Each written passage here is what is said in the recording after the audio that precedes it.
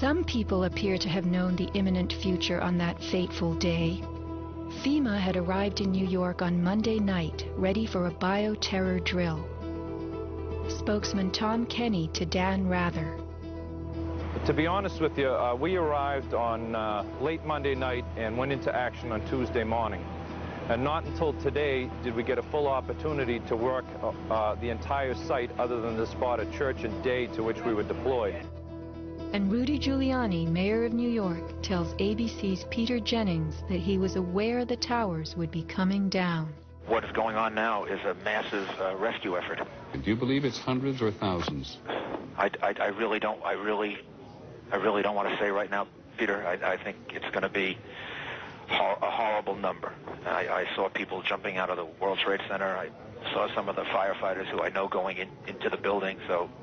And we were in a building in which we were trapped for about 10-15 minutes. And we set up headquarters at 75 Barclay Street, which was right there with the police commissioner, the fire commissioner, the head of emergency management. And we were operating out of there when we were told that the World Trade Center was going to collapse. The World Trade Center was going to collapse. It was going to collapse. It was going to collapse.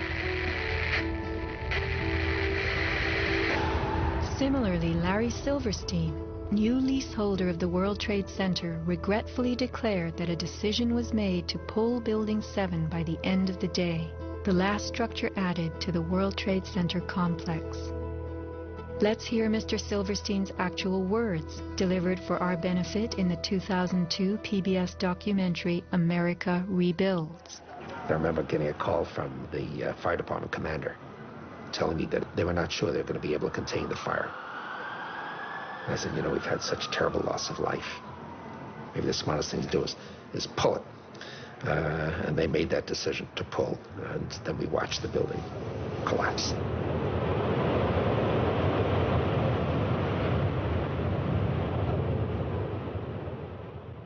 Blast, shoot, blow, and pull are terms used in the demolition industry to refer to bringing down buildings, bridges, and other structures. Because I actually blew the hospital down that I was born in. Originally, we had figured to shoot it so that it dropped straight down. Then, watch Demolition Dynamics attempt a big blast. And from Ground Zero's own post-disaster wrecking crew. By mid-December, the Department of Design and Construction had leveled World Trade Center buildings 4 and 5. Hello? Oh, we're getting ready to pull building 6.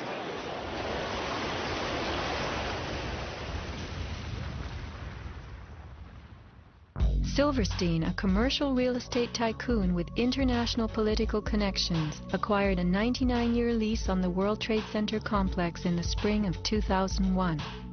Throughout the summer, he reworked the insurance policies on his new property, making sure that it was covered for acts of terrorism. Explicit in the lease agreement was Silverstein's right to rebuild the complex if it were destroyed. After 9/11, Mr. Silverstein fought his insurers in court to obtain double his policy limits for the destruction of his property, maintaining that the double hijacking constituted 2 disasters caused by terrorists, not just one.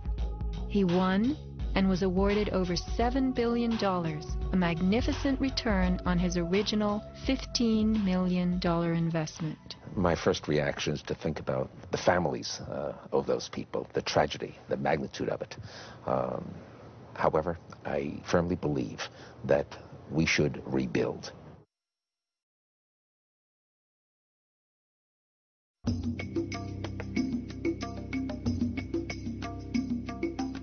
Just in the last few seconds, another building number 7, one of the buildings in support of the World Trade Center towers, has collapsed.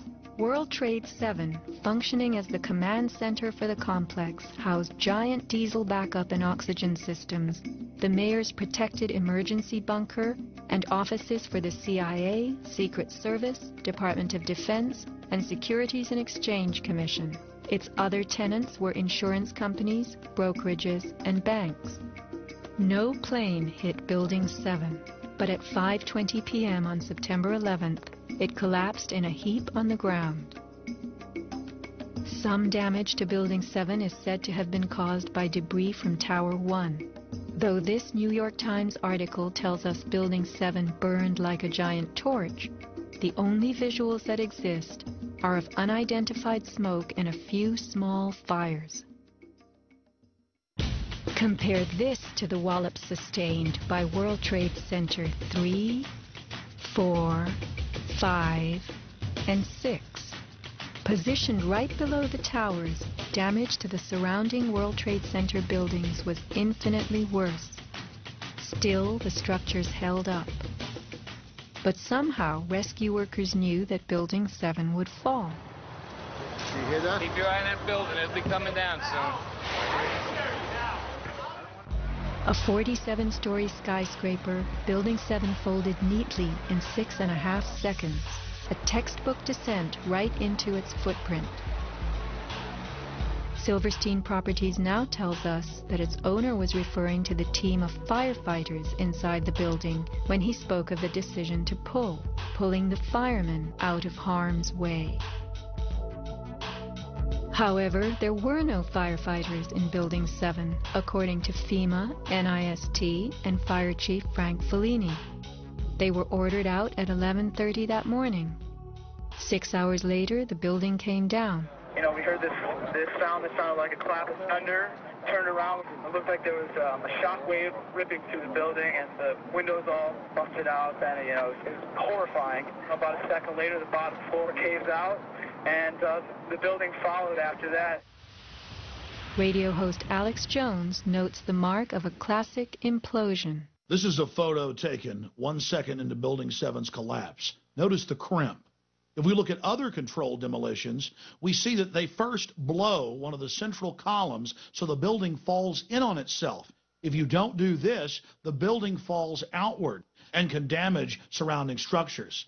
Building 7 had a classic crimp or wedge. Its central column was blown out first, so it didn't structurally damage buildings just a few feet away from it. Remember the mayor's emergency bunker? Ensconced on the 23rd floor of Building 7, it was retrofitted with superglass, water, oxygen, and its own generator. But Mayor Giuliani chose to find emergency shelter elsewhere on September 11th. Why Building 7? Even the media and its experts were confused.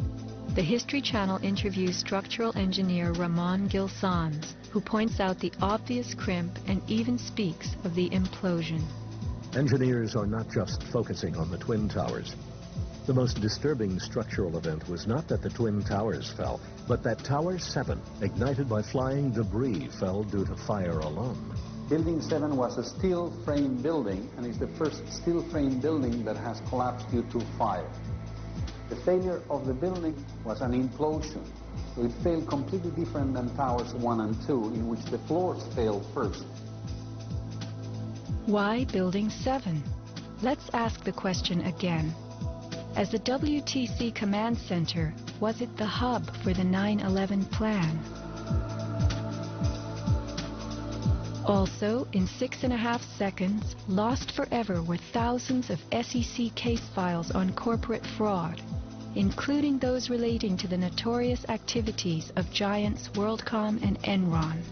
A few indictments for stock fraud, but what of the $70 billion California electricity swindle? It disappeared.